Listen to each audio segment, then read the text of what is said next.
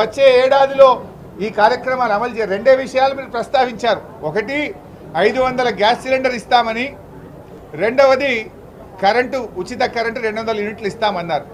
మిగతా వాటి ప్రస్తావన లేదంటే వచ్చే ఏడాదిలోగా మిగతావి అమలు కావని చెప్పకనే మీరు చెప్పారు.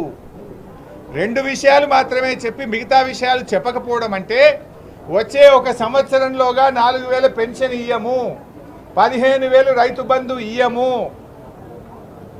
బోనస్ ఇవ్వము, 2,500 మహిళలకు ఇవ్వలేము అనే విషయాన్ని చెప్పకనే చెప్పినట్టుగా భావించాల్సి వస్తుంది.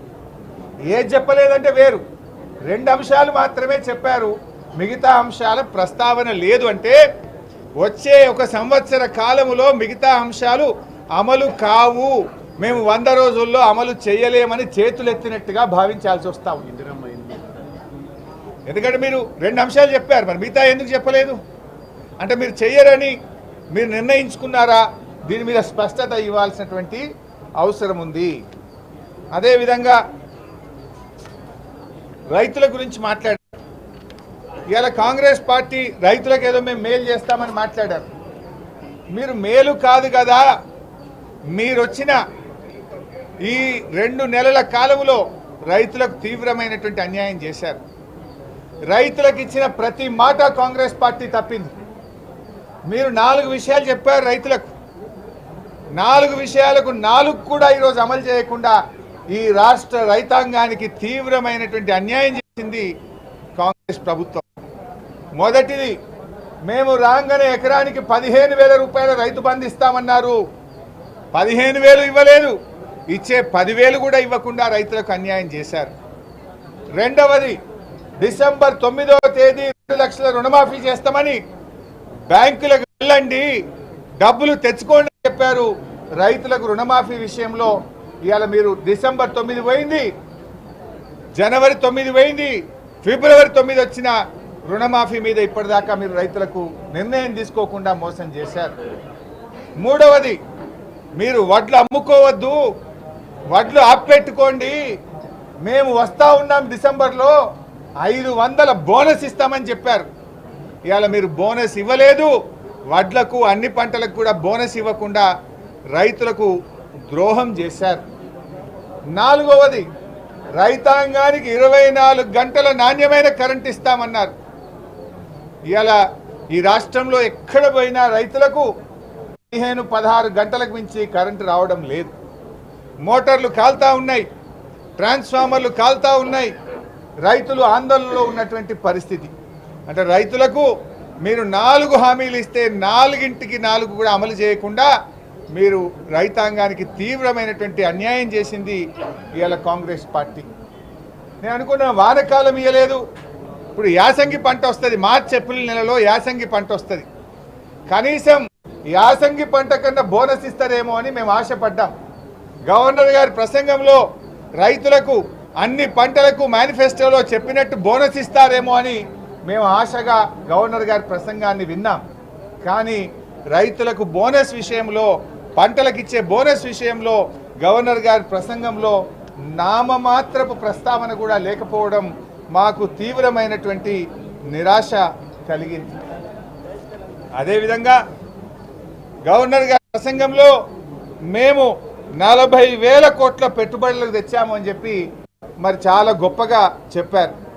దావోస్కు వెళ్ళాం, 40,000 కోట్ల పెట్టుబడులు తెచ్చామని చెప్పే ప్రయత్నం చేశారు. నేను ప్రభుత్వాన్ని అడుగుతా ఉన్నా, ఆ 40,000 కోట్లు ఎవరెవరు పెట్టుబడులు పెడుతున్నారో ఒక వైట్ పేపర్ రిలీజ్ చేసి ప్రజల ముందు పెట్టాలని చెప్పి నేను ఈ ప్రభుత్వాన్ని డిమాండ్ చేస్తూ ఉన్నా. ఎందుకంటే ఎక్కడ కూడా స్పష్టత లేదు, కేవలం గొప్పలు చెప్పుకోవడానికి ఒక అర్ధ సత్యాలను గవర్నర్ గారితో చెప్పించారనేటువంటి అభిప్రాయం కలుగుతూ ఉంది. నిజంగా 40,000 కోట్ల పెట్టుబడి వచ్చుంటే దాన్ని వెంటనే వైట్ పేపర్ రూపంలో విడుదల చేయాలని చెప్పి కూడా నేను కోరుతా ఉన్నా. విద్యుత్ గురించి కూడా చాలా గొప్పగా చెప్పారు. మరి ఇవాళ యాదాద్రి థర్మల్ పవర్ ప్లాంట్ 4,000 మెగావాట్ల థర్మల్ పవర్ ప్లాంటు గత ప్రభుత్వం దాదాపు 90% పనులు పూర్తి చేసింది. గట్టిగా పనిచేస్తే నెల రోజుల్లో ఉత్పత్తికి సిద్ధంగా ఉంది. కనీసం విద్యుత్ ప్రస్తావనలో దాని గురించి ఒక మాట మాత్రం కూడా చెప్పిన పరిస్థితి లేదు. మూసీ నదిని మేమే ఏదో గొప్పగా పునరుద్ధరించబోతున్నామని చెప్పారు. అది ఇప్పటికే ప్రారంభమైంది. యాక్చువల్గా మూసీ నది పునరుద్ధరణ జరగాలంటే ముందుగా అందులోకి మురికి నీరు రాకుండా చూడాలి. మురికి నీరు మూసీలోకి రాకుండా చూడాలని మా ప్రభుత్వం అధికారంలో ఉన్నప్పుడు 3,500 కోట్ల రూపాయలతో 52 ఎస్టీపీలను మేము పెట్టాం. ఇప్పటికే పదుల సంఖ్యలో ఎస్టీపీలు పూర్తయి మూసీలోకి మురికి నీరు పోకుండా అవి పనిచేయడం ప్రారంభించాయి.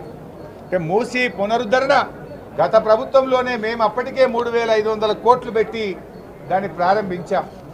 మూసీకి ఫస్ట్ దాని పునరుద్ధరణ జరిగే ముందు మురికి నీరు మూసీలోకుండా పోకుండా చూడాలని 52 ఎస్టీపీలను పెట్టే ప్రయత్నం కూడా మా ప్రభుత్వం గతంలోనే చేసింది. సరే, ఏది ఏమైనా ఈరోజు గవర్నర్ గారి ప్రసంగం అర్ధ సత్యాలతో కూడుకున్నది. మరి నేను అనుకున్నాం ఉద్యోగస్తులకు 1వ తారీఖే జీతం ఇస్తామని చెప్పారు. నిజంగా జీతం ఇచ్చారేమో, దాని గురించి ఏదన్నా గొప్పగా గవర్నర్ గారి ప్రసంగంలో కనబడుతుందేమో అని చూసాం. అది ఎక్కడా ప్రస్తావన లేదు.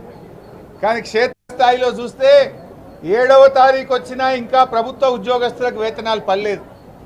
అవుట్ సోర్సింగ్ కాంట్రాక్ట్ ఉద్యోగుల పరిస్థితి అయితే మరింత ధీరంగా తయారైంది. 3 నెలల నుంచి 2 నెలల నుంచి కూడా అవుట్ సోర్సింగ్ ఉద్యోగులకు కాంట్రాక్ట్ ఉద్యోగులకు జీతాలు పడతలేవు.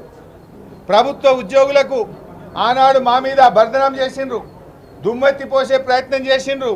కానీ ఇలా 6వ తారీఖు 7వ తారీఖు వచ్చిన ప్రభుత్వ ఉద్యోగులకు ఇంకా వేతనాలు పడుతున్నటువంటి పరిస్థితి లేదు.